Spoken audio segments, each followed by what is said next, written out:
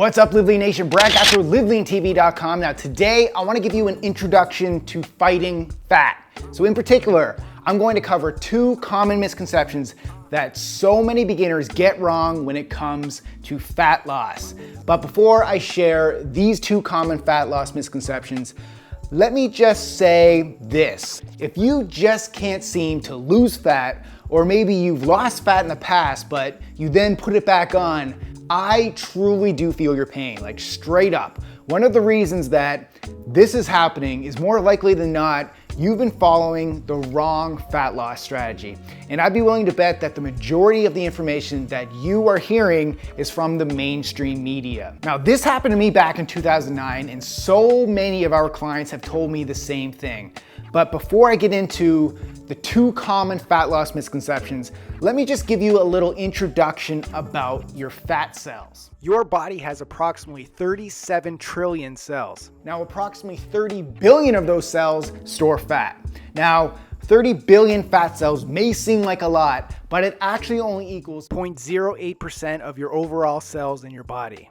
But the tricky thing about your fat cells is they can expand 1,000 times the size of their natural size. However, if you make the necessary healthy changes in your lifestyle, you can shrink your fat cells and lower the amount of stored fat in your body. So to properly fight fat, you need to understand the basics of how your body operates and then refocus your efforts on what actually works and, more importantly, is sustainable.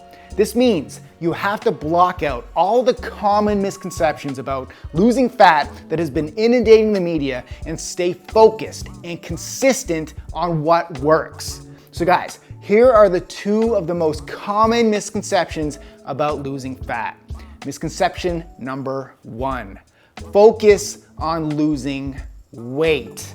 Now, most people are obsessed with losing, quote, weight.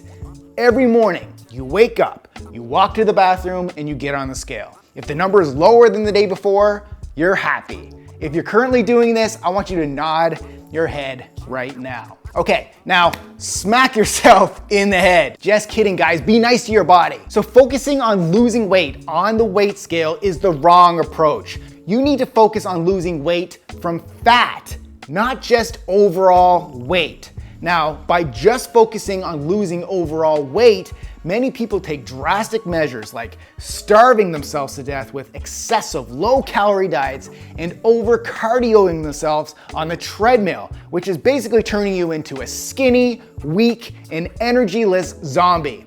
Not only does this make you miserable, it also is making you lose lean muscle tissue, and this is not good, especially since lean muscle is a super important driver in burning more fat throughout the day and keeping you strong, young, and vibrant. So let me ask you, how many of you have started a workout and nutrition program, then jumped on the weight scale after like 1 to 2 weeks, and then freaked out because the weight just didn't go down on the scale? Well, just because the weight didn't move, more than likely your body composition did improve for the better, meaning you added lean fat blasting muscle while also reducing your stored body fat. So rather than just focusing on what the weight scale says, focus on your body composition, the amount of weight coming from body fat versus lean muscle tissue. In other words, focus on where you want the weight loss to come from.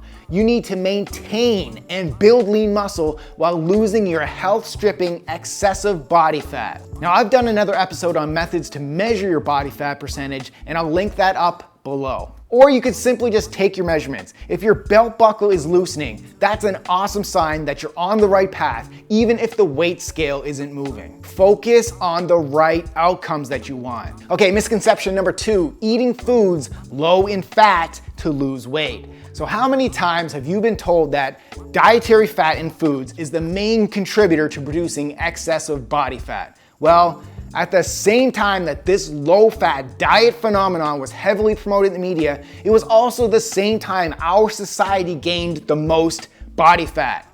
The truth is, eating dietary fat does not necessarily correlate to producing excessive body fat.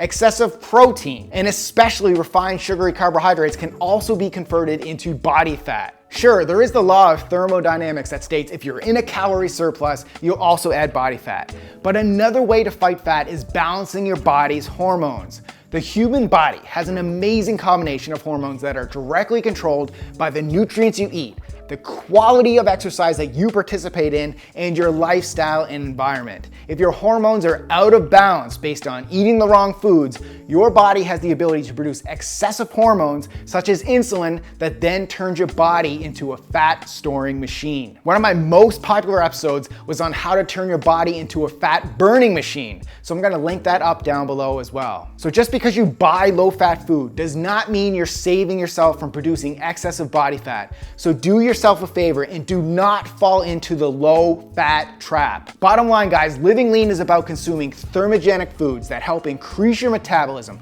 burn body fat, and build lean, metabolic boosting muscle. So if you're looking for a nutrition strategy that works and is sustainable over the long term, we've just released our nutrition bundle of 3 of our best cookbooks, which includes delicious meals, quick snacks, meal plans, grocery lists, and step-by-step cooking videos. That's it guys. Thank you so much for watching and keep living lean.